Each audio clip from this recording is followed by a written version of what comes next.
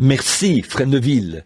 Je suis vraiment content d'être ici, Frère Neville, et d'avoir de nouveau l'occasion d'être assis dans ces lieux célestes en Jésus-Christ.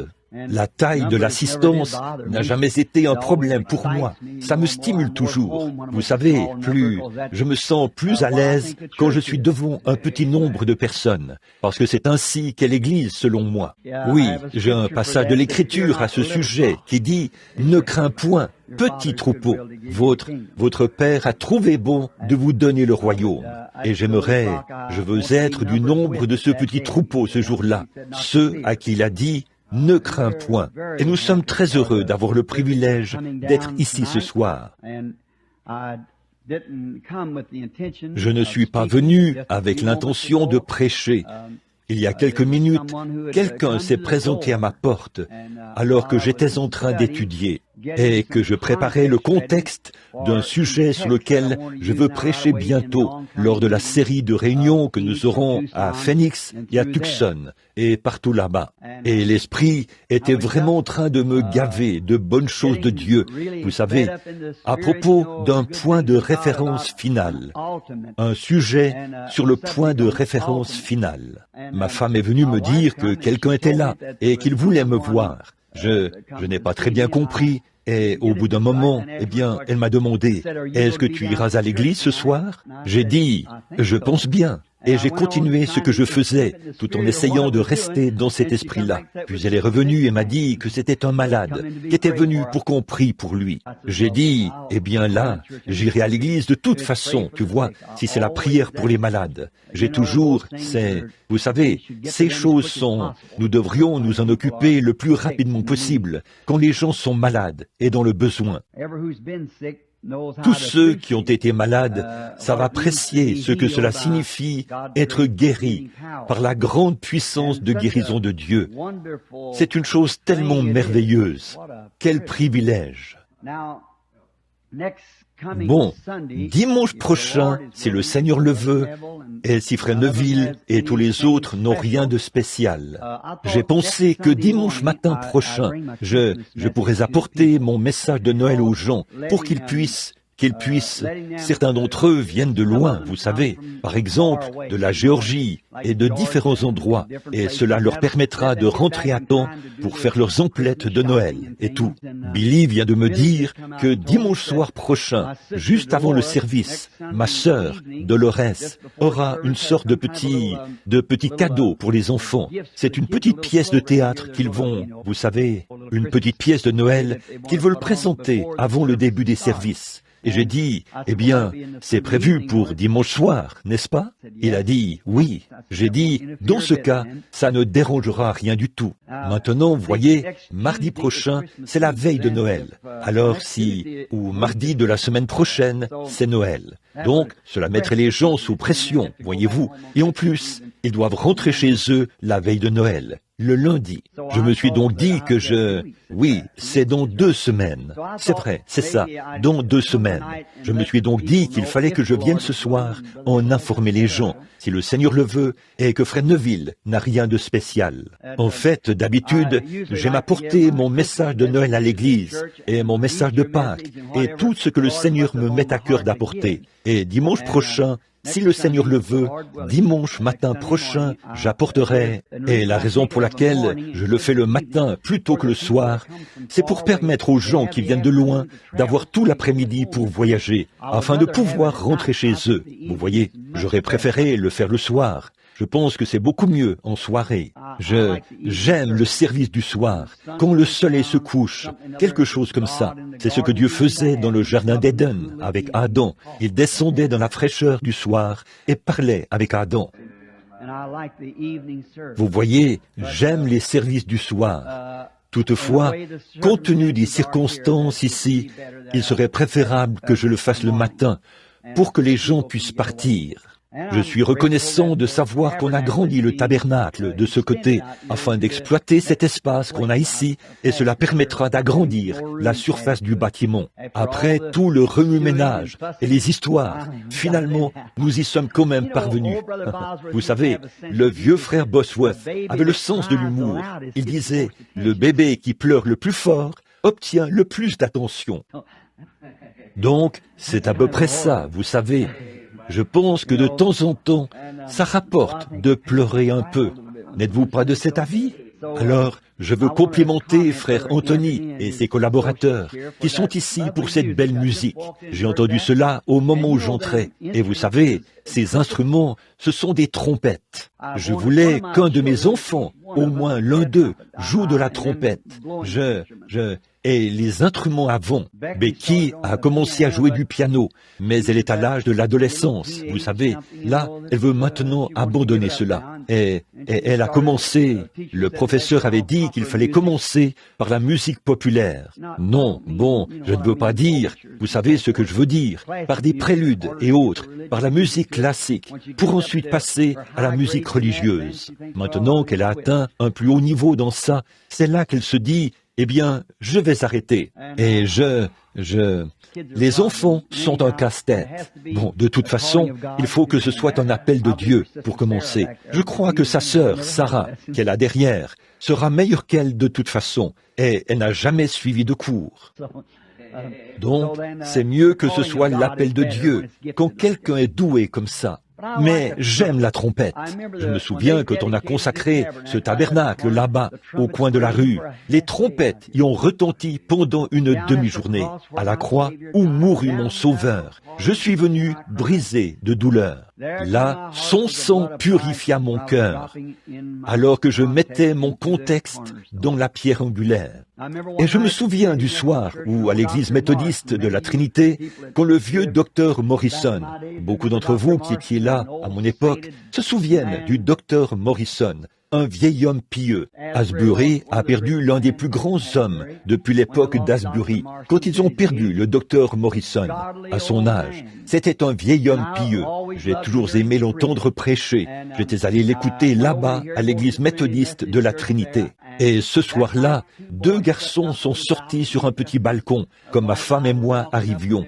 Ils tenaient leurs trompettes dans les airs comme ça, et ces autres instruments, et ils se sont mis à jouer cela. À la croix où mourut mon Sauveur, la grosse croix qui était là, au-dessus, tournoyait. Je suis resté debout dans la rue, j'ai levé les mains en l'air, et je me suis mis à louer Dieu sur le champ. Je ne pouvais pas m'en empêcher.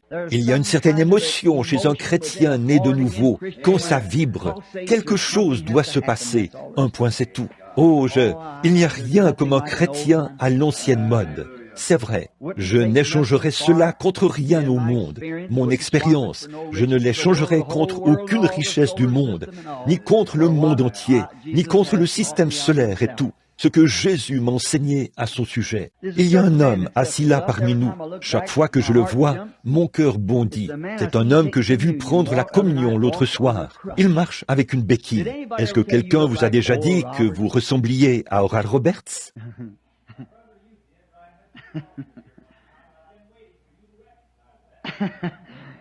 Je vous le dis, chaque fois que combien vous avez déjà vu Oral Roberts, presque vous tous, comme il ressemble à Oral Roberts.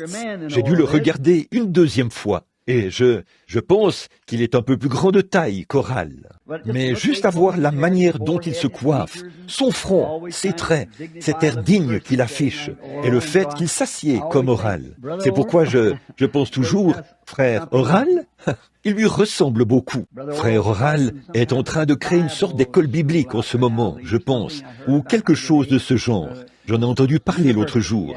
Qu'est-ce que c'est? Une université. Oui, frère Carl Williams est l'un de ses conseillers dans ce projet, en quelque sorte. Je ne sais pas vraiment ce que c'est.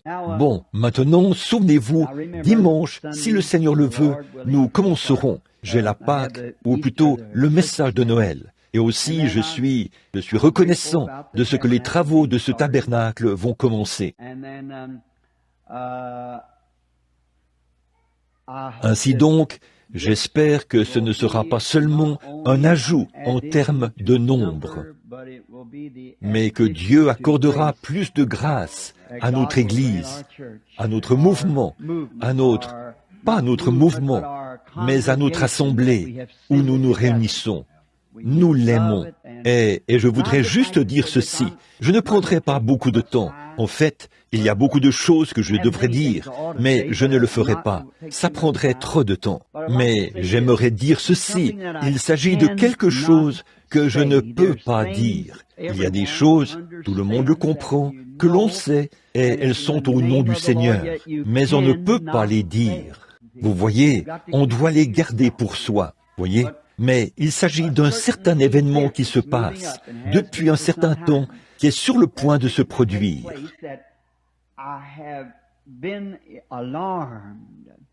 J'ai été frappé de voir le Saint-Esprit agir parmi les gens jusqu'à ce point. Et eux, ils n'en ont pas la moindre idée, voyez. Mais j'ai vu le Saint-Esprit agir dans ce sens. Je révélerai la chose, si le Seigneur le veut, au temps opportun. Maintenant, souvenez-vous, ça montre que Dieu est au milieu d'eux.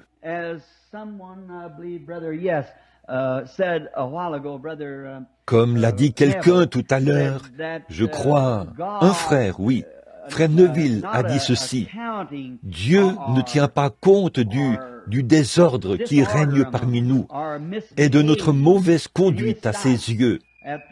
En effet, le voyant qui était allé épier Israël pouvait voir avec l'œil naturel à quel point le désordre y régnait, combien ils agissaient mal et à quel point ils devraient être maudits. Mais ce que cet évêque n'a pas reconnu, c'est ce rocher frappé et ce serpent d'airain, voyez, qui faisait l'expiation. Alors, voyez-vous, quand Balaam a regardé Israël, il a vu une raison de les maudire, voyez. Mais quand Dieu les a regardés, il a vu l'expiation. Il a dit, tu es comme un buffle. Amen.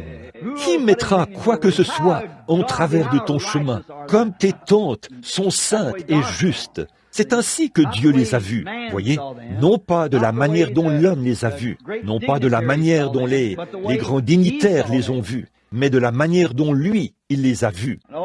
Et, ô Dieu, que cela soit ma portion, que cela soit ma portion, car personnellement, je ne puis prétendre à rien du tout.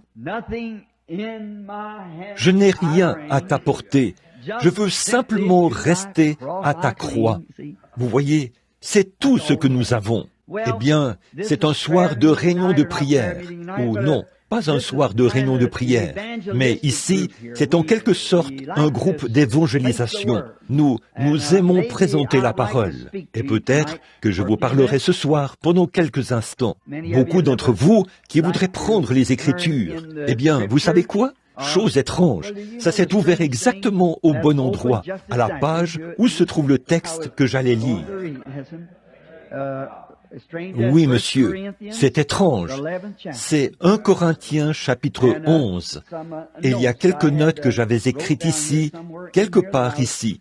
Des choses auxquelles je pensais, si je peux juste les trouver maintenant. Au sujet de 1 Corinthiens, le chapitre 11. C'est juste ici, juste ici. Oui, monsieur. Maintenant, avant d'aborder la parole, approchons-nous de l'auteur. Voyez, lui qui est la parole. Afin de demander sa miséricorde et sa bénédiction pendant que nous l'étudierons, lui qui est la parole. Prions. Ô Seigneur Dieu, toi qui es plein de grâce et de miséricorde, et qui as bien voulu tout au long des âges, après que l'homme avait péché et que cela avait creusé ce grand abîme entre lui et toi, un abîme qu'il ne pouvait pas franchir par lui-même. Il était absolument et complètement perdu, sans aucun moyen pour lui de revenir. Mais le Dieu plein de grâce a bien voulu accepter un substitut à sa place, et il l'a ramené. Cela a réjoui le cœur de tous ceux qui t'ont jamais connu, Seigneur, que dans ton grand amour et ta grâce, tu as accepté un substitut. Et comme nous venons de l'exprimer, Seigneur, c'est sur ce substitut que nous nous reposons ce soir, sur celui qui est mort à notre place, nous qui sommes pécheurs, ce juste qui a pris sur lui notre injustice. C'est en lui que nous nous confions. Maintenant, nous nous approchons solennellement de sa parole, le cœur et la tête inclinés en guise de révérence, de respect et de reconnaissance. Et ce soir, nous te demandons de nous accorder la grâce par le Saint-Esprit et de nous donner le pain de vie dont nous avons besoin pour nous nourrir. Tu sais exactement ce dont nous avons besoin, et nous savons que tu as promis que si nous demandons, nous recevrons. Seigneur, nous voulons nous souvenir ce soir de tous les gens que nous connaissons qui sont malades et dans le besoin, afin que la grâce de Dieu leur soit accordée en grande abondance. Et Père, nous prions pour ceux qui sont tombés, afin que ce jour férié qui vient ravive dans leur cœur des souvenirs à propos de la position qu'ils occupaient autrefois, et ils se sont retrouvés en dehors de ta communion. Ô Dieu, nous prions pour qu'ils reviennent. Accorde-le, Seigneur, qu'ils reviennent dans l'assemblée, dans l'assemblée des premiers-nés. Qu'ils reviennent là où il y a la grâce et la miséricorde, l'amour et la bonté, et la guérison de notre âme, de notre esprit et de notre corps. Accorde-le, Seigneur. Bénis la parole ce soir. Fortifie-nous tous et accorde-nous tes bénédictions, car nous le demandons au nom de Jésus. Amen. Maintenant, pendant quelques instants, j'aimerais attirer votre attention sur 1 Corinthiens, chapitre 11, versets 23, 24 et 25. Car j'ai reçu du Seigneur ce que je vous ai enseigné, c'est que le Seigneur Jésus, dans la nuit où il fut livré, prit du pain, et après avoir rendu grâce, le rompit et dit, « Prenez, mangez, ceci est mon corps, qui est rompu pour vous, faites ceci en mémoire de moi. » De même, après avoir soupé, il prit la coupe et dit, « Cette coupe est la nouvelle alliance en mon sang. Faites ceci en mémoire de moi, toutes les fois que vous en boirez. » Si je devais donner un titre à ce petit texte dont j'aimerais parler, ce serait « Se souvenir du Seigneur ». On aurait dit que c'est un soir, ou plutôt un message qu'on aurait dû prêcher dimanche dernier, lors du souper du Seigneur. Mais je veux l'aborder sous un angle un peu différent pendant quelques instants. Alors que nous rassemblons nos pensées dans l'adoration du Seigneur. Nous pourrions, bien sûr, commencer par la table du Seigneur, parce que c'est un bon point dont on se souvient tous. Se souvenir du Seigneur à sa table, c'est en effet ce à quoi le texte fait référence. Mais en fait, Paul disait que nous devons prendre la coupe et boire le sang et manger le pain cachère pour avoir en mémoire, pour nous souvenir de ce qu'il a fait pour nous. Et en faisant cela, on ne veut pas que ça devienne quelque chose d'ordinaire, de banal. Il faut vraiment s'en approcher en se souvenant du Seigneur. Voyez, rappelez-vous que c'est uniquement sa grâce et sa miséricorde, et rien d'autre que cela, qui vous donne la seule espérance que vous avez. Peu importe ce que vous pourriez faire, il n'y a rien, nulle part, qui puisse le moins du monde être comparable à ce que Christ a fait pour vous. Cette semaine, j'ai eu une triste expérience, mais je peux dire qu'elle était en même temps glorieuse. J'ai enterré un frère qui s'asseyait autrefois ici parmi nous, et beaucoup d'entre vous savent ce qui est arrivé. C'est notre brave frère Rogers, Basti Rogers, comme nous l'appelions, Everett, frère Bankswood, qui est ici, et frère Sothman. Nous sommes allés ensemble au service funèbre.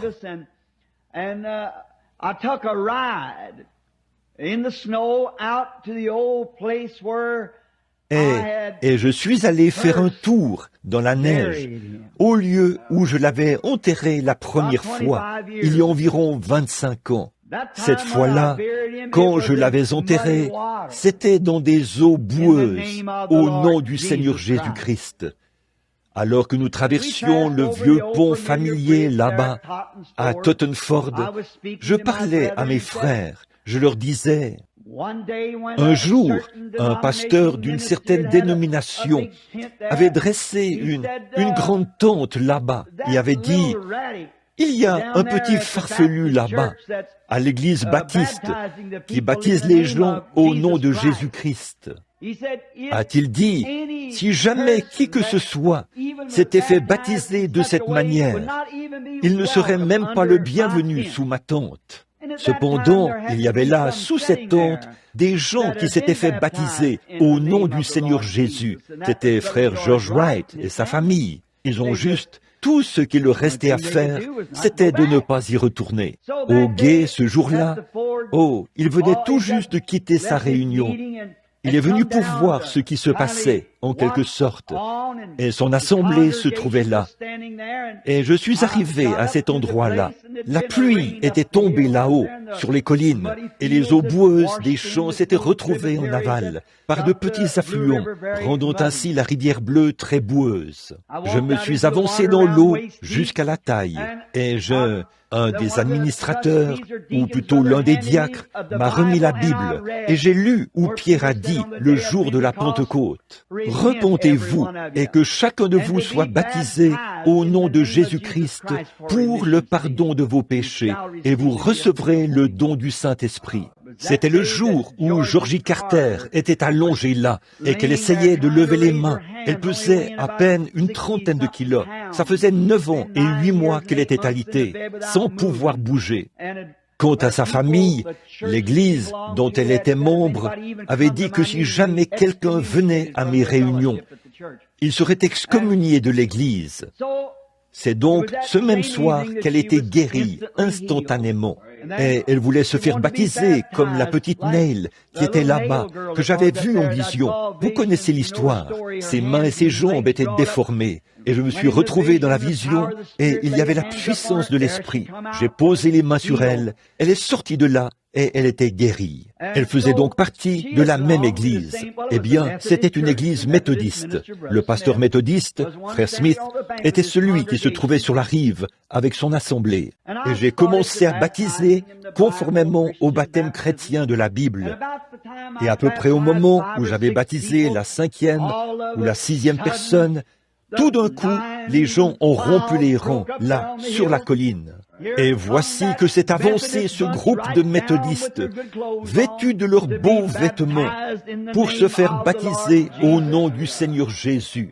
L'une après l'autre, des dames qui portaient de jolis vêtements d'été en soie, s'avançaient dans cette boue, essuyant les larmes qui leur coulaient sur le visage, et enlevant leur rouge à lèvres.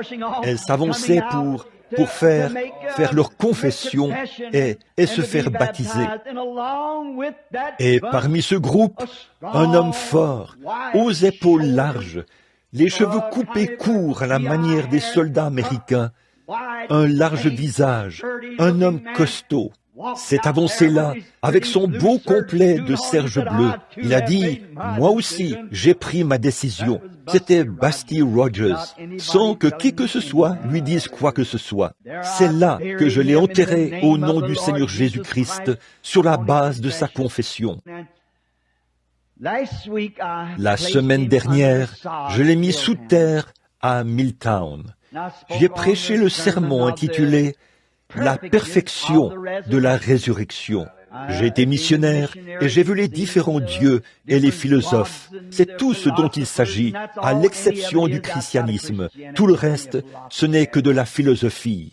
Ils croient ceci, cela ou autre chose. Mais le grand Créateur, qui est l'auteur de la création, pour qu'il y ait une création, il faut qu'il y ait un Créateur. Et s'il existe une création, elle a été faite par un Créateur. Et l'œuvre de tout homme reflète cet homme-là. S'il est un bon menuisier, il fait du bon travail, il construit. Et s'il est un bon mécanicien, il fait du bon travail. Votre travail vous reflète. Et la création de Dieu reflète Dieu. Et Dieu a fait toutes choses dans un but. Et tout ce qui sert le dessein de Dieu connaîtra la résurrection après la mort. Nommez-moi une seule chose. Et j'ai cité plusieurs choses comme les fleurs et les arbres. Et que lorsque le soleil se lève le matin, il est faible comme un petit bébé qui vient de naître.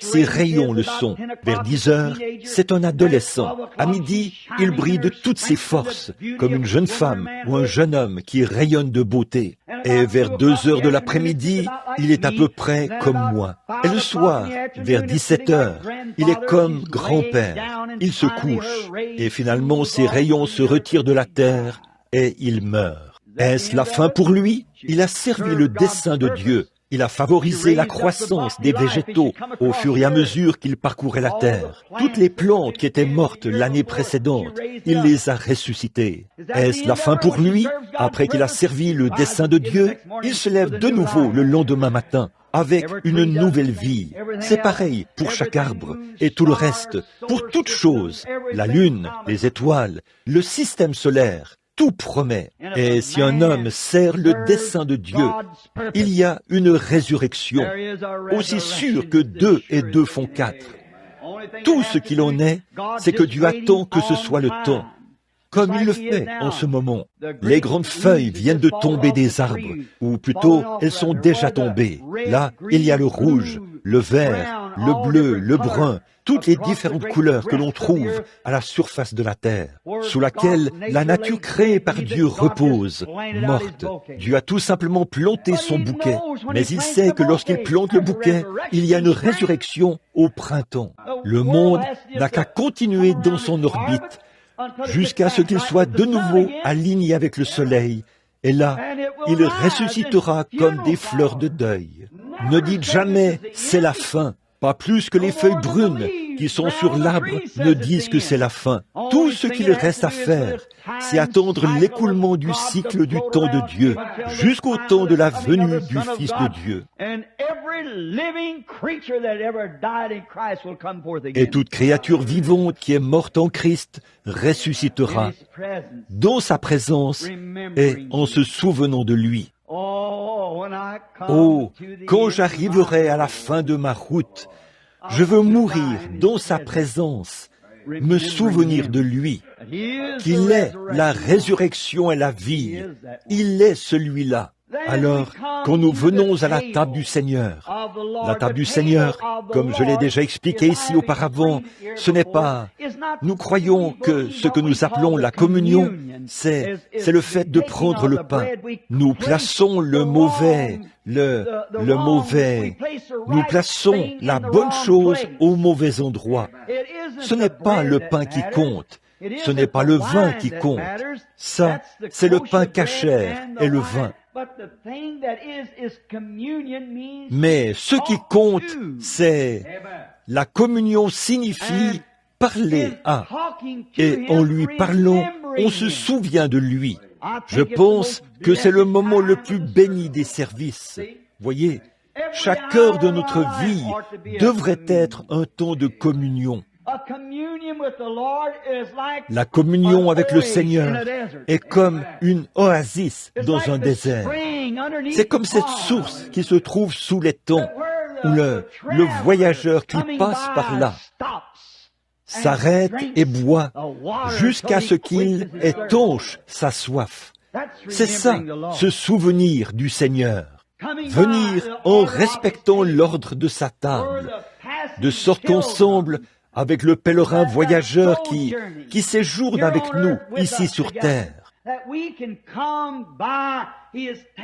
nous puissions venir à sa table et là nous abreuver de ses bénédictions, de sa grâce et de sa parole. En communion autour de sa parole, jusqu'à ce que notre âme assoiffée soit satisfaite. Et là, nous quittons le lieu d'adoration rafraîchi, satisfait. Et nous sortons pour de nouveau faire face aux problèmes du désert, les problèmes du désert de la vie. Oui, une oasis dans le désert qui nous rafraîchit, nous rendons quand nous avons soif.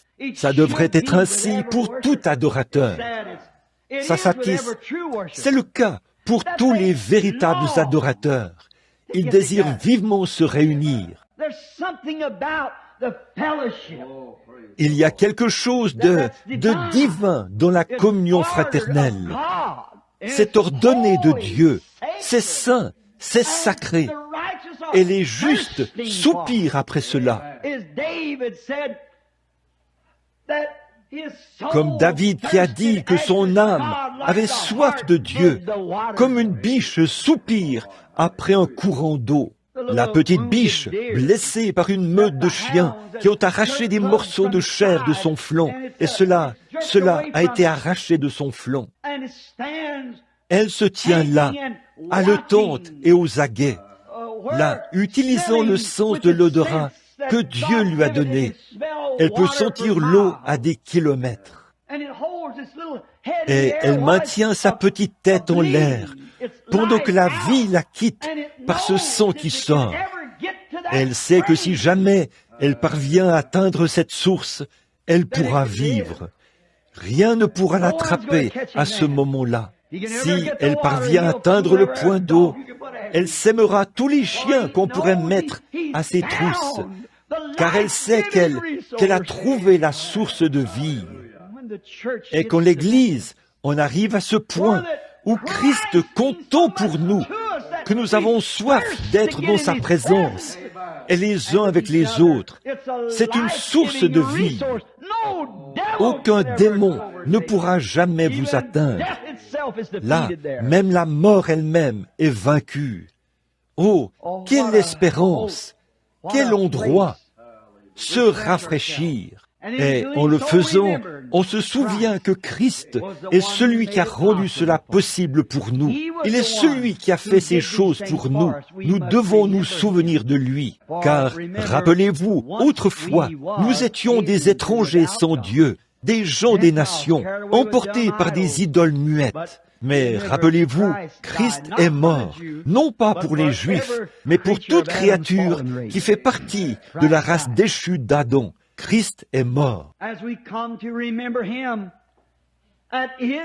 Alors que nous venons pour nous souvenir de lui à sa source de communion, cela devrait nous rappeler comment était Israël pendant son voyage. Et ils en sont venus, bien qu'ils étaient dans la ligne du devoir, faisant route de l'Égypte vers leur délivrance, vers le pays promis. Étant dans l'exercice même de leurs fonctions, ils se sont retrouvés sans eau. C'était sec, à perte de vue, en tout lieu, sous chaque colline où il aurait dû y avoir des sources, il n'y en avait pas. Et ils périssaient dans le désert. C'est alors qu'est apparu le rocher. Moïse a frappé ce rocher, et de lui est sortie de l'eau en abondance. Tout homme assoiffé, toute femme assoiffée, tout enfant, ou même toute bête assoiffée, pouvait boire de l'eau en abondance. Comme le dit Jean 3,16, le passage marquant de la Bible, car Dieu a tant aimé le monde qu'il a donné son Fils unique, afin que quiconque croit, communie, se souvient de lui, ne périsse point, mais qu'il ait la vie éternelle. Se souvenir que Christ est notre rocher qui a été frappé pour sauver un monde qui périt, des gens des nations qui périssent, des Juifs qui périssent, un monde qui périt. Christ a donné sa vie en abondance, afin que tous ceux qui avaient faim et soif, comme l'a dit le prophète, puissent venir à la source, acheter de moi du lait et du miel sans rien payer. Venez, parce que c'est la communion. Venez en mémoire du Seigneur. Je peux encore penser à ce souvenir du Seigneur par rapport à un lieu de rafraîchissement, le puits que l'on a appelé Lahai Roi, ce qui signifie en hébreu le puits de celui qui vit et qui me voit. Agar, mal comprise, bien qu'elle soit sur le chemin du devoir, mal comprise, mal jugée et rejetée, sans endroit où aller, avec un enfant qui périssait, et l'eau de l'outre était épuisée. Le petit garçon pleurait, et seul le cœur d'une mère saurait ce que cela signifie, d'entendre ce cri pour recevoir de l'eau, alors que la petite langue du bébé enfle, et que ses lèvres se dessèchent, et qu'il s'affaiblit minute après minute. Rejetée, en plein sur le chemin du devoir, sans endroit où aller, elle s'était privée de cette eau et avait dû lui donner cela jusqu'à la dernière goutte, qu'elle avait dû frotter sur ses petites lèvres desséchées. Et une fois que l'outre était vide, elle l'a déposée et a continué son chemin. Le petit enfant réclamait de l'eau à grands cris et il devenait de plus en plus faible. C'était son seul enfant. Sans doute qu'au fond d'elle, son cœur innocent criait « Oh Dieu, qu'est-ce que j'ai fait ? Qu'est-ce que j'ai fait ?» Et elle ne pouvait pas supporter de voir l'enfant mourir dans ses bras. Alors, elle l'a laissé sous un buisson. Elle s'est éloignée à la distance d'environ une portée d'arc, probablement une centaine de mètres ou plus. Elle a vu un petit arbre. Elle s'est agenouillée là et s'est mise à pleurer, car elle se demandait pourquoi, si elle avait fait ce qui était juste, pourquoi ceci lui arrivait-il ? Bien des fois, il nous arrive de penser ainsi quand nous sommes malades ou affligés, voyez, mais peut-être que tout cela arrive pour montrer de la grâce et la miséricorde. Et pendant qu'elle réfléchissait, elle a entendu réclamer de l'eau d'une voix faible qui a fini par s'éteindre. Elle a entendu une voix lui parler en ces termes. « Pourquoi pleures-tu ? Pour quelle raison pleures-tu » Puis elle a levé les yeux et elle a vu le puits qui bouillonnait. Quelle source de rafraîchissement! Lahai Roi. Il se peut que je le prononce mal. L-A-C-H-A-I, tréma, R-O-I, tréma. Ce qui signifie le puits de celui qui vit et qui me voit. Celui qui ne peut pas mourir. Melchisédek, El Shaddai, celui qui vit et qui me voit et qui connaît mes besoins. Il s'est souvenu de moi. Et là, il s'est souvenu de moi comme je me suis souvenu de lui. Et je sais qu'il vit et qu'il a fait jaillir ici, dans le désert, ce puits. Oh, pourrions-nous appliquer cela en ce moment, dans un message d'une heure, à ce jour-ci maintenant, un jour où le désert des églises, des dénominations et des prédicateurs d'un évangile social et des modes du monde se sont infiltrés, ont formé des dénominations et se sont séparés. Et de penser que subsiste encore ce soir le puits de celui qui vit et qui me voit. C'est ce que ce souvenir de Christ devrait signifier pour l'adorateur. Oui, oh, elle avait été mal comprise et rejetée.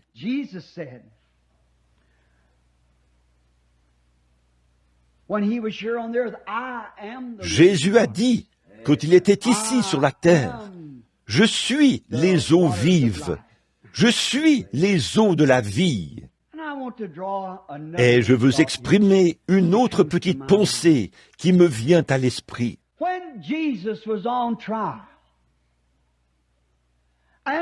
Quand Jésus est passé en jugement, et ce, dans le seul but de se moquer, par Pilate l'avait renvoyé à Hérode. Eh bien, Pilate n'avait pas à faire cela, vous savez, et il avait essayé de s'en laver les mains. Mais une fois que c'est sur vos mains, vous êtes obligé de prendre votre décision. Vous ne pouvez pas renvoyer la balle à quelqu'un d'autre. C'est vous en tant qu'individu.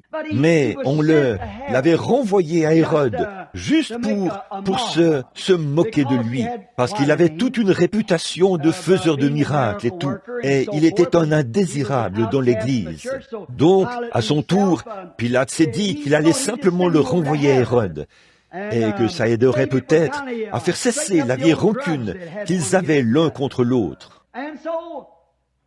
C'est ainsi qu'on a traîné Jésus dans les rues et les places, jusqu'à ce qu'il se retrouve à la cour supérieure, chez Hérode.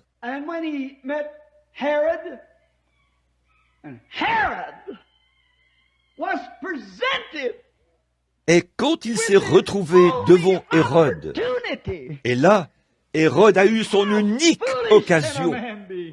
À quel point un homme peut-il être insensé? Si seulement Hérode avait su que celui qui se tenait devant lui était l'accomplissement de ce qu'avaient annoncé tous les prophètes hébreux, que se tenait devant lui, ce après quoi le monde avait tant langui et soupiré, l'accomplissement de ce qu'avaient annoncé tous les sages et les prophètes. L'occasion de combler son cœur de pécheur, de grâce et de miséricorde. Quel homme insensé il était! Toutefois, il n'était pas aussi insensé que les hommes d'aujourd'hui qui ont la même occasion, puisque nous avons eu 2000 ans de plus pour accéder à son enseignement, à sa miséricorde. Mais comme c'est insensé, ce qu'a fait Hérode, quand il s'est retrouvé devant lui et qu'il n'a jamais imploré sa grâce et sa miséricorde, n'a jamais demandé le pardon de ses péchés. Il n'a jamais su que là devant lui, je ne pense pas qu'il s'est rendu compte de qui était la personne qui se tenait là devant lui. Laissons cela pénétrer un instant, du fait que cet homme n'avait pas une sorte de titre prestigieux de la haute société, de différentes organisations et de clubs, et tout ça dont il était membre. Il n'avait pas une telle réputation. Mais parmi ceux qui connaissaient la Bible et qui connaissaient la promesse, il en avait une. Et permettez-moi d'enfoncer le clou. Ceux qui étaient prédestinés à la vie éternelle, ils ont reconnu cela dès qu'il s'est présenté là-bas.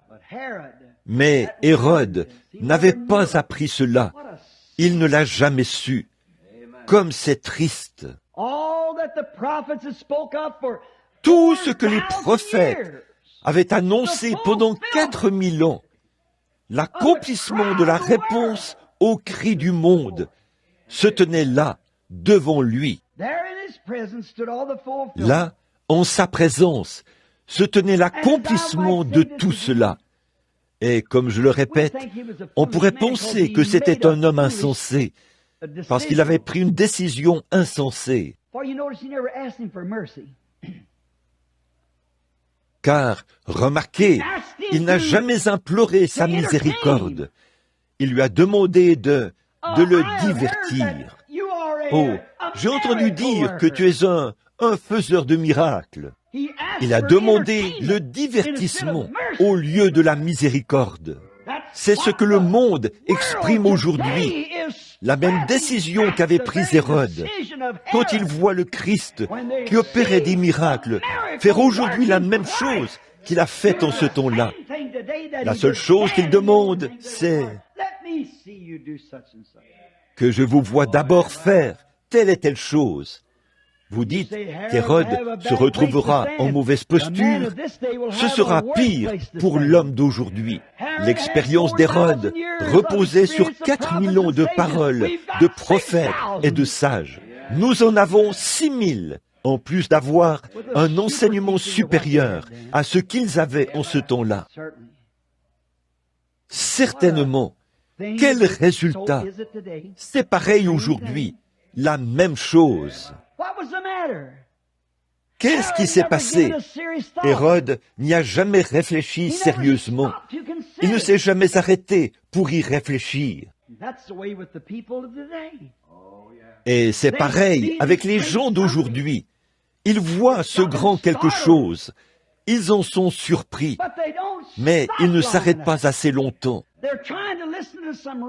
Ils essaient d'écouter un rabbin ou un théologien qui trouve toutes sortes d'explications pour en démontrer le contraire. Et pourtant, quand je pense à Jeffersonville, combien de fois ai-je voulu vous prendre sous mon aile, comme une poule rassemble sa couvée, mais vous ne l'avez pas voulu. Combien de fois ai-je voulu vous rassembler? Combien de fois ai-je voulu faire de cet endroit le coin du jardin où toutes les nations auraient pu se retrouver? Mais vous ne l'avez pas voulu. Voyez? Voyez? Maintenant, vous voyez ce dont Hérode devra se souvenir ce jour-là? Sa grande occasion, il l'a rejetée. Et ce soir, là-bas, quelque part dans les régions des perdus, il se souvient de ce qu'il a fait. C'est trop tard maintenant. Que cela ne nous arrive pas. C'est maintenant le temps de notre visitation. Souvenons-nous de Christ, qu'il est le même hier, aujourd'hui et éternellement. Hébreux 13:8. N'attendez pas d'être dans des régions là-bas, par milliers d'années, dans cette dimension où vous ne pouvez pas aller dans la présence de Dieu, alors que votre temps sur la terre est terminé. Dans ce cauchemar de l'horreur, vous vous rappellerez que vous avez eu votre occasion et que vous l'avez rejetée. Que les jeunes prêtent attention à ceci, que tous y prêtent attention. Hérode n'y a jamais réfléchi sérieusement. À l'unique occasion qu'il a eue, tout ce qu'il a demandé, c'est qu'on le divertisse, se disant que Jésus ferait peut-être une sorte de tour, comme sortir un lapin du chapeau, ou, vous savez, quelque chose de ce genre. Il se disait qu'il était peut-être, autrement dit, il le considérait comme un magicien. Nous avons entendu dire que tu peux faire des tours, que je te vois donc faire un tour maintenant. Permettez-moi de dire ceci avec respect. Mais que de fois les soi-disant ministres de ce jour-ci ont dit, si le Saint-Esprit existe, si vous croyez que le Saint-Esprit agit exactement comme au commencement, que je vous vois prendre le vieux un tel qui est ici, ou ceci, oh, cet homme ici, cette femme ici, j'irai les chercher, que je vous vois le faire. Se rendent-ils compte que c'est le même esprit? Non, pas du tout. Qui a dit à Jésus, si tu es le Fils de Dieu, prends, change ces pierres en pain. Si tu es le Fils de Dieu, dis-nous qui t'a frappé sur la tête. Si tu es prophète, dis-nous qui t'a frappé. Alors qu'il avait un chiffon sur le visage, il le frappait sur la tête, puis se passait le bâton l'un à l'autre, en disant, dis-le-nous si tu es prophète, dis-nous qui t'a frappé, et nous te croirons. Dis-nous, si tu es le Fils de Dieu, nous te parlons d'un cœur honnête.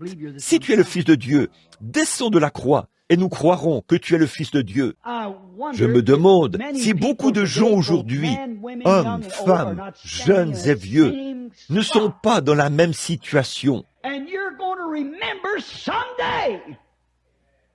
Et un de ces jours, vous vous rappellerez que vous avez été dans sa présence, à sa source, et que vous vouliez voir un tour, ou que vous vouliez voir un numéro, ou quelque chose de ce genre. Là, j'y croirais. Que j'ai un frisson dans le dos, que je fasse ceci ou cela, j'y croirais. Vous voyez, une sensation. C'est purement de l'idolâtrie. Que je Vous savez, Jésus a dit une fois, il a posé une question. J'aimerais poser cette question à l'Église ce soir. Jésus a dit, pourquoi? Pourquoi? Pourquoi m'appelez-vous votre Seigneur si vous ne faites pas ce que je vous ai ordonné de faire? Pourquoi pourriez-vous m'appeler Seigneur et ne pas observer ma parole? Pourquoi pouvez-vous m'appeler Seigneur et rejeter les choses que je vous ai ordonné de prêcher et d'enseigner? Qu'est-ce qui fait ça? C'est parce qu'une certaine tradition dénominationnelle se tient entre eux et la parole. Et tout ce qui se tient entre vous et Dieu est une idole. Ça prend la place de Dieu. Pourquoi dites-vous Seigneur? Seigneur, ça veut dire possession. Le Seigneur possède la propriété. Et si je suis la propriété de Dieu, si je lui appartiens, lui qui m'a fait faire demi-tour un jour, alors que je suivais le mauvais chemin, et m'a appelé dans un but, comme il l'a fait pour Paul, que dois-je faire d'autre que d'accomplir son désir? Que pourrais-je faire d'autre que d'observer sa parole? Pourquoi m'appelez-vous Seigneur? Je veux évoquer le cas de quelqu'un d'autre ici, voir ce qu'il en est de lui. Qu'en est-il de Judas? Quel souvenir garde-t-il de lui? Notre sujet, c'est ce souvenir du Seigneur. Judas, ce soir, est, jusqu'à ce qu'il soit anéanti, il devra se souvenir qu'il a vendu son droit d'aînesse. Il a vendu Jésus pour ses intérêts personnels. On ridiculise Judas. On dit que c'était un méchant de la pire espèce, qu'il n'est pas digne de vivre dans aucun endroit ou dans aucune société, qu'il n'est pas digne d'aller au ciel. Pourquoi il a vendu son Seigneur après avoir eu l'occasion d'être même un disciple, d'être un apôtre, l'appel le plus élevé dans la Bible, plus élevé que celui d'un prophète. Il a eu l'occasion d'être un apôtre et il a vendu ce droit pour un intérêt personnel. Et maintenant, il doit s'en souvenir. C'est ainsi qu'il se souvient de Jésus, un intérêt personnel. Et je me demande combien il y en a ce soir qui, bien qu'ils se tiennent en chair, ou portent la longue robe de la chorale, occupent la fonction de diacre, ou le poste de trésorier, d'administrateur, ou peu importe ce que c'est. La fonction qu'il occupe dans l'Église, ou le ministre qui se tient en chair, ils vendent l'occasion qu'ils ont pour obtenir une gloire personnelle. Docteur, évêque, un tel, pour une gloire personnelle, un intérêt personnel. Un homme m'a dit une fois, je crois que c'est la vérité, mais si je prêchais ça, je maudirais dans la rue. Vous rappelez-vous le jeune homme riche et Lazare, ce qu'il en était d'eux à la fin, leur destinée éternelle? Bien que l'un avait, était un mendiant, et l'autre un homme riche. Le tableau a changé un jour, et les deux pouvaient se souvenir. Aussi les gens s'époumontent-ils ce soir à parler de Judas parce qu'il l'avait vendu pour un intérêt personnel. Pourtant, beaucoup font la même chose aujourd'hui. Ils le vendent pour un intérêt personnel. Celui qui était sacrificateur à cette époque se souviendra aussi qu'il a vendu la possibilité qu'il lui avait offerte, la possibilité de devenir son serviteur, de devenir son disciple, de se convertir à lui. Ils l'ont vendu car ils étaient verts de jalousie, une jalousie empoisonnée. Ils étaient jaloux de sa doctrine. Eh bien, à seulement 12 ans, Ils pouvaient nettement les surpasser en tout, mais ils n'ont pas reconnu qu'il était le Messie. Ils n'étaient pas capables de faire les choses qu'il faisait. Ils avaient peur de perdre le prestige qu'ils avaient auprès des gens de la haute société, et ils ont vendu leur occasion. Ils sont tout aussi coupables qu'Hérode l'était.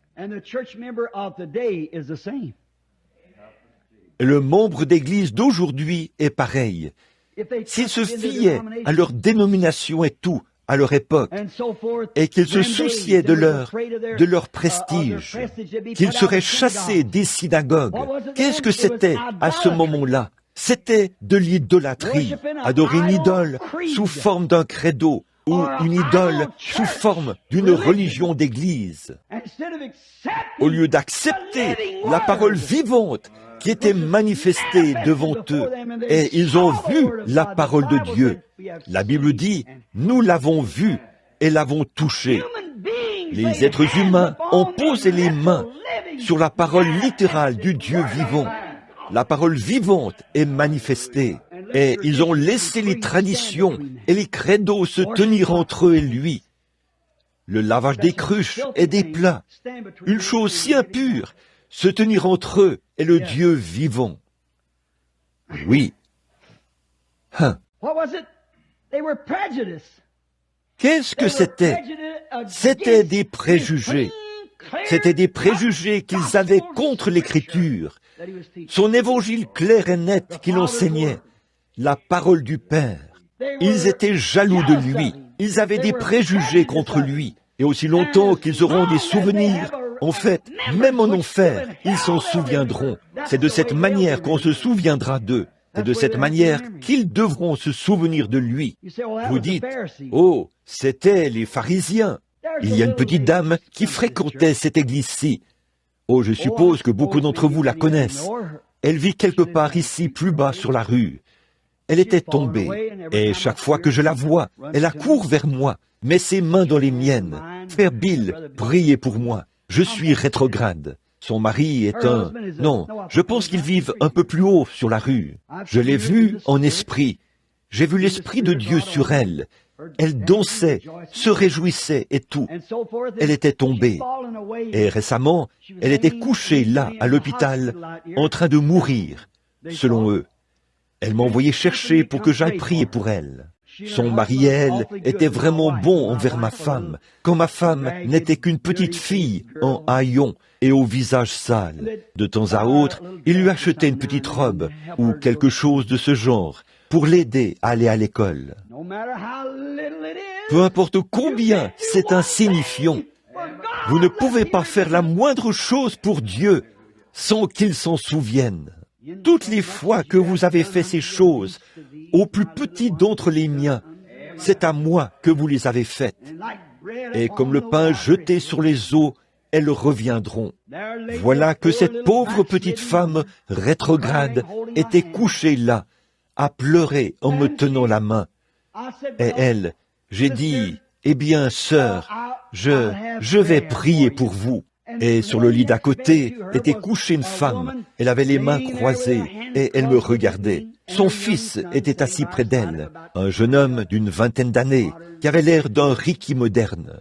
Eh bien, je ne dis pas ça pour manquer d'égard envers quiconque s'appelle Ricky, mais je veux dire que c'est on n'entendait jamais un nom comme ça autrefois. Elvis et Ricky, ça, ce sont les noms de cet âge-ci, vous voyez. Si vous avez un enfant qui s'appelle comme ça, appelez-le par son deuxième prénom, alors, ou donnez-lui en un. Comme elle était assise là, elle m'a regardé. Et quand j'ai commencé à courber la tête, je l'ai vue prendre un air vraiment... Elle a dit, « Un instant, là, tirez ce rideau. » J'ai dit, « J'allais simplement prier pour la dame. N'êtes-vous pas une croyante ?»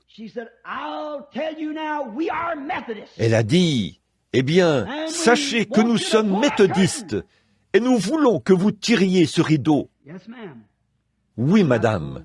Et j'ai tiré le rideau.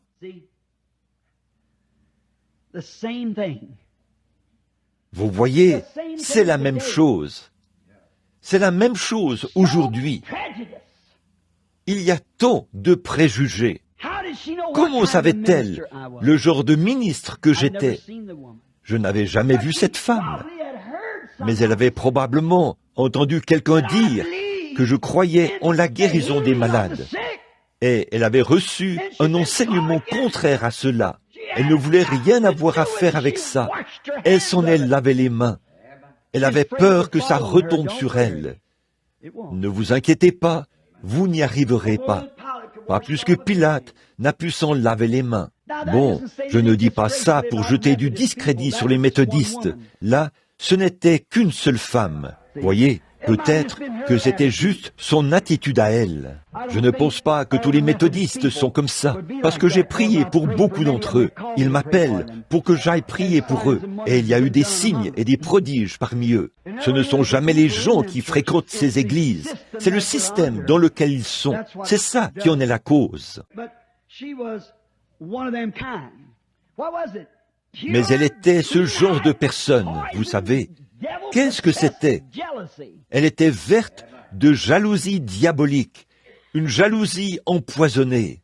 Je pourrais dire quelque chose. Une fois, il s'est tenu ici en ville une certaine série de réunions. On a demandé pourquoi je n'y avais pas été invité. Mais je vais juste laisser tomber cela parce que je suis chez moi. Mais de toute façon, il n'y a aucune raison à cela. C'est juste de la jalousie. C'est une affaire de credo. C'est de l'idolâtrie. Comme nous aimerions passer les bras autour de tout le monde. Mais quand on vous évite, Jésus voulait le faire. Souvenez-vous, un jour, vous devrez vous en souvenir. Vous devrez vous en souvenir. Cela me rappelle un témoignage qui était rendu récemment. Un ministre prenait l'ascenseur ici, dans l'immeuble Hayburn, pour monter aux étages supérieurs. En plus du ministre, il y avait 3 autres hommes dans cet ascenseur. Et il ne savait pas que cet homme était un ministre. Je suppose qu'il ne le savait pas. Comme ils montaient, ils se sont tous arrêtés au 8e étage. Et un homme s'est tourné vers le ministre et a dit, « Vous savez quoi? Ici, nous sommes le plus près du ciel que nous ne le serons jamais. » Eh bien, a dit le ministre, je suppose que vous avez raison. Je pense que vous avez raison. Car aussi longtemps que nous compterons sur nos propres mérites, voilà à quel point nous pourrons en être proches. C'est vrai, aussi longtemps que vous vous reposez sur ce que vous faites, vous vous souvenez de ce que vous avez fait.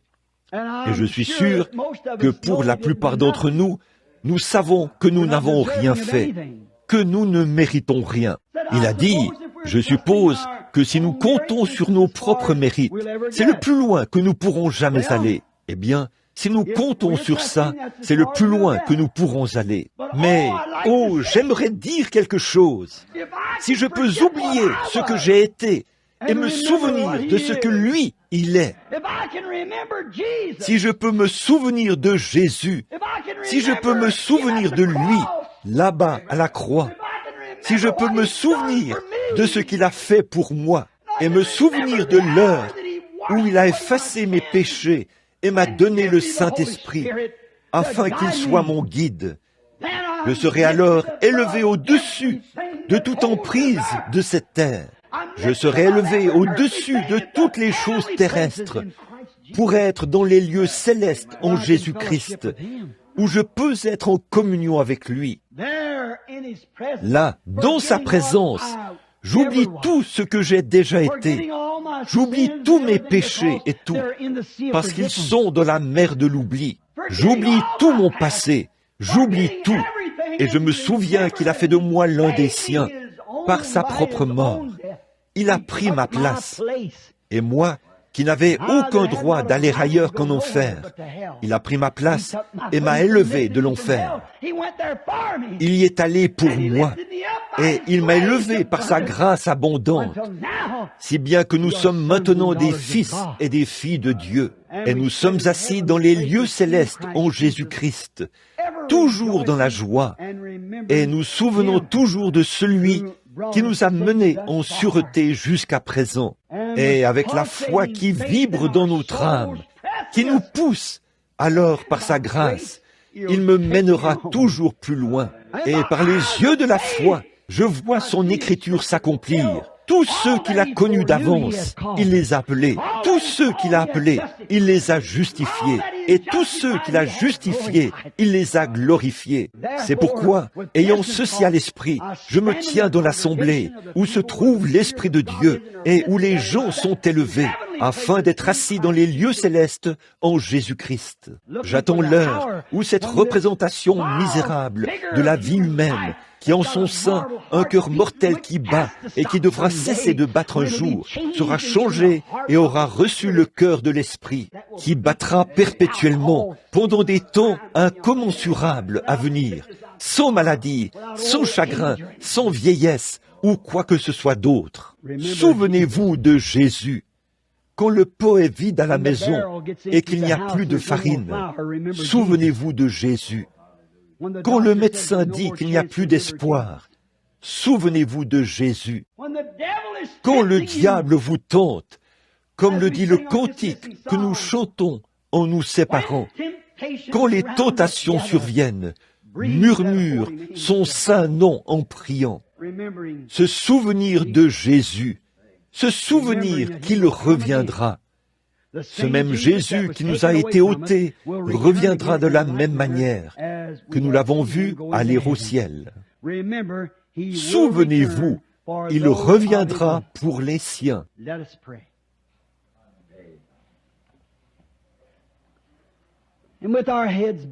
Prions. Et pendant que nous avons la tête inclinée et que ce petit message entrecoupé est encore dans votre cœur, aimeriez-vous qu'il se souvienne de vous maintenant? Si oui, levez la main et demandez quelque chose de spécial.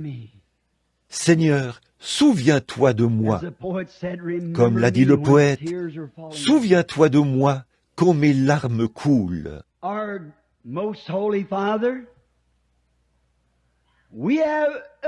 Notre Père très saint, nous avons grandement joui de la présence du Saint-Esprit,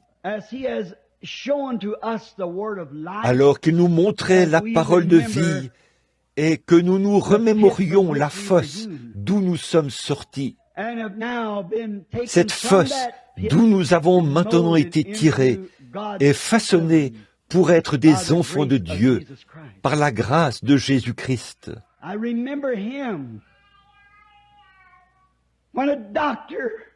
Je me suis souvenu de lui quand un médecin m'a regardé en face et m'a dit « Il ne vous reste que quelques minutes à vivre ». Je me suis souvenu de Jésus. Je me suis souvenu de Jésus quand j'étais à l'autel, implorant la miséricorde, et que mon âme était accablée. Je me souviens du poids qui m'a quitté. Jésus a pris mon fardeau. Il y a quelques mois, alors que j'étais assis sur le banc et que je regardais dans le viseur du canon du fusil pour tirer sur une cible, Satan a dû se dire, voilà ma chance maintenant. Quand le fusil a explosé et que le canon, la crosse et la détente ont volé en éclats et que le feu s'est répandu tout autour de moi, et j'ai essayé de me mettre debout alors que le sang giclait, je me suis souvenu que c'était Jésus. Et le médecin, quand il m'a examiné et qu'il n'a vu aucun dommage, il a dit, la seule chose que je sais, c'est que le Seigneur devait être assis là, lui aussi, pour protéger son serviteur. Une telle explosion l'aurait certainement taillé en pièces. Ô Dieu, combien nous nous souvenons tous de ces choses. Nous venons à la source remplie du sang tiré des veines d'Emmanuel. Bénis-nous tous ce soir, Seigneur. Tu connais l'objectif et le motif qui sont dans le cœur de tous ceux qui ont levé la main. Tu connais leurs désirs et leurs besoins. Et en tant que ton serviteur, Seigneur, je viens avec eux et nous quittons maintenant ce tabernacle par la foi et nous montons plus haut que les nuages, la lune, les étoiles et la blanche voie lactée. Et nous arrivons maintenant dans la présence de Dieu. Et devant moi se trouve un autel d'or sur lequel est placé le sacrifice dont nous nous souvenons, Jésus, qui a dit « Demandez ce que vous voudrez au Père en mon nom, et je vous l'accorderai. » Que notre foi ne défaille pas, Seigneur, mais fais que nous nous souvenions que nous recevons ce que nous demandons si nous y croyons. Alors que nous nous souvenons que Jésus est mort pour nous le procurer et nous en donner l'assurance. Seigneur, nous voyons que tu as grandi notre bâtiment. C'est toi qui as fait cela pour nous. C'est toi qui nous as accordé cet agrandissement de l'Église. Et nous savons, Seigneur, que c'est toi qui nous as donné cette Église dès le départ. Nous te prions de bénir ces efforts.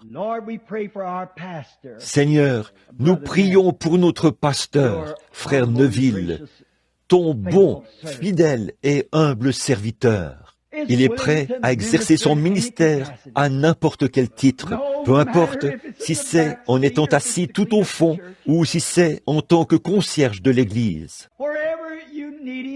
Peu importe où tu as besoin de lui, il veut être cet instrument qui est prêt à te servir partout où tu l'appelles. Nous te prions, ô Dieu, de le bénir. Ô Dieu, cette grande épreuve que je viens de traverser, ces administrateurs qui m'ont soutenu, cette Église qui a prié pour moi, finalement, la victoire a été obtenue. Ô Dieu, je prie pour eux. Je me souviens d'eux aussi, Seigneur, et je suis sûr que c'est pareil pour toi. Nous nous souvenons des bénédictions que tu as été pour nous, et nous nous souvenons de ta parole, selon laquelle tu ne nous délaisseras jamais, et tu ne nous abandonneras jamais. La vieillesse n'y changera rien. Tu continueras de te souvenir de nous. Quand le monde ne sera plus, et que le temps se fondra dans l'éternité. Il est écrit quelque chose comme ceci. Une mère oublierait-elle son nourrisson? Je ne vous oublierai jamais.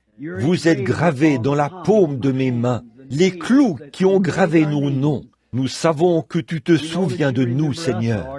Puisses-tu toujours être dans nos plus beaux souvenirs, comme notre Sauveur, notre Guérisseur, notre Roi, notre Amoureux, notre vie, notre Soleil, notre tout en tout. Cette source inépuisable de la grâce et de l'amour de Dieu pour nous, les êtres humains déchus de la famille d'Adam. Accorde-le, Seigneur, alors que nous nous remettons à toi maintenant et que nous quittons le tabernacle ce soir en nous souvenant de Jésus. Amen. Vous souvenez-vous de lui? L'aimez-vous?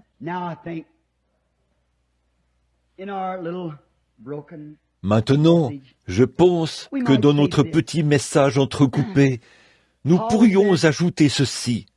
Paul a dit, quoi que nous fassions, nous le faisons par l'Esprit. En toute chose, nous devrions nous souvenir de lui. Ne prenons aucune décision tant que nous ne nous sommes pas souvenus de lui. Ne faisons rien parce que ce serait irréfléchi. Si l'ennemi frappe un côté de la joue, avant de frapper à notre tour, souvenons-nous comment lui, il a réagi. Souvenons-nous de ses actes. S'il y a une décision à prendre, attendons. Souvenons-nous du genre de décision que nous croyons qu'il prendrait et que cela soit notre décision. Si nous voulons agir en hâte, souvenons-nous qu'il n'était jamais pressé. Voyez, si nous sommes trop empressés, souvenez-vous qu'il habite l'éternité. Le temps ne compte pas pour lui. C'est le motif et l'objectif de notre cœur qui compte. Souvenons-nous de lui. Souvenons-nous de lui maintenant, alors que nous chantons ce cantique dans l'esprit de sa présence. Je l'aime. Si vous demeurez dans l'amour, vous demeurez en Dieu, car Dieu est amour. Ceux qui demeurent en Dieu demeurent dans l'amour. Voyez? Et l'amour n'a pas de haine. L'amour n'est pas jaloux. L'amour ne s'enfle point d'orgueil. L'amour ne se comporte pas mal. L'amour est toujours gentil, doux, indulgent, bon. Peu importe combien les autres sont amers, l'amour demeure le même. L'amour, c'est le point de référence final de la grâce. L'amour, pour nous, c'est le point de référence final de Dieu. Après que tous les autres dons et autres choses auront disparu, nos prophéties, nos langues, nos interprétations, tout ce que nous aurons pu faire et tout, quand l'amour entre en scène, c'est le point de référence final. C'est au-dessus de tout, parce que tout le reste faillit. C'est la décision de la Cour suprême. C'est le poteau d'attache. C'est l'étoile polaire qui garde les marins sur la bonne route. C'est la boussole qui nous guide. L'amour, c'est le point de référence final. Souvenons-nous-en alors que nous chantons « Je l'aime ». I love him. I love him because he first loved me and purchased my salvation on Calvary's tree. I love him. I love him because he first. Maintenant, souvenez-vous, il m'a aimé et a donné son Fils. Just my salvation on Calvary's tree. Now, while our sister Pendant que notre sœur joue ce cantique pour nous, puissions-nous, dans la douceur de la communion fraternelle, alors que nous sommes assis ensemble dans les lieux célestes en Christ, ôtez tout à présent, toute chose de votre cœur. Et souvenez-vous, la parole de Dieu le dit, « Je suis son serviteur. » Il est ici. Serrons donc la main à quelqu'un et disons, « Que Dieu vous bénisse, frère. » Si vous avez un ennemi, levez-vous et allez vers lui, voyez. Que Dieu vous bénisse, frère. Alors que nous chantons de nouveau le refrain et que nous nous serrons la main les uns les autres, voulez-vous le faire maintenant avec beaucoup de douceur dans l'esprit?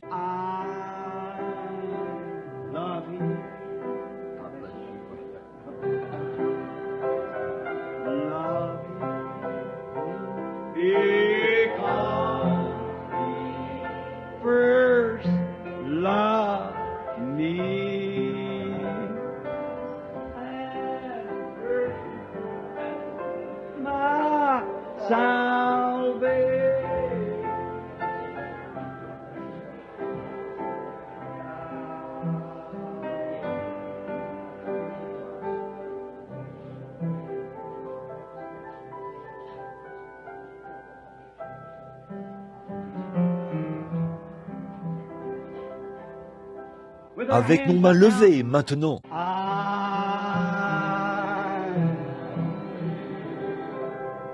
I love him because remember Jesus and purchase my salvation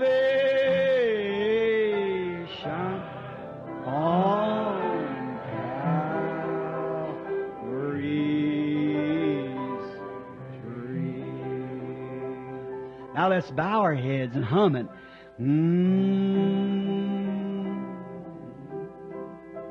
Remembering Jesus. Courbons la tête maintenant et fredonnons-le. Se souvenir de Jésus.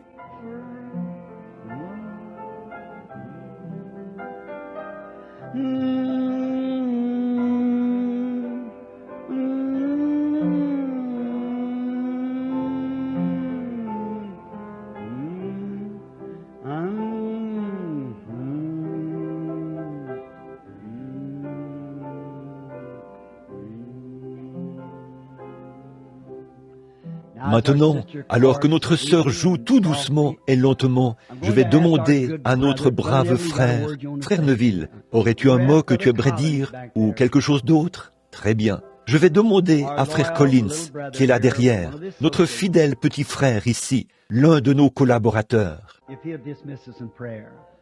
s'il veut bien terminer par un mot de prière. Pendant que nous courbons la tête, frère Collins.